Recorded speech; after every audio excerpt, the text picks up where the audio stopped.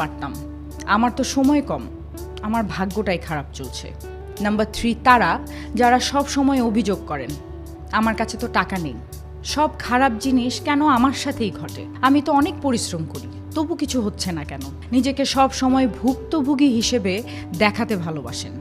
আর 4th number সেই মানুষরা যারা সব সময় অন্যদের জন্য বাঁচেন, নিজের সুখ নিয়ে ভাবেন না, তার যেন খারাপ না লাগে, তার উপকারটা আগে করি, এক্সেট্রা এক্সেট্রা।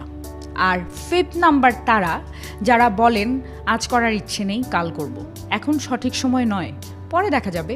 আর 6 নম্বরে সেই মহান মানুষরা যারা মনে করেন আমাকে কেউ কিচ্ছু শেখাতে পারবে না, আমি সব জানি। পকেটে হয়তো মাত্র 10 টাকা, তবু সবার আগে বড়াই করে বেড়ান, কাজ শেষ হবার আগেই ঢাকঢোল পিটিয়ে সবাইকে জানান দেন। তাই মনে রাখা খুব জরুরি, এই সমস্ত অভ্যেস আপনাকে ভুল পথে নিয়ে যায়। আর সত্যি বলতে এই প্রবণতাগুলো কোনো না কোনো মাত্রা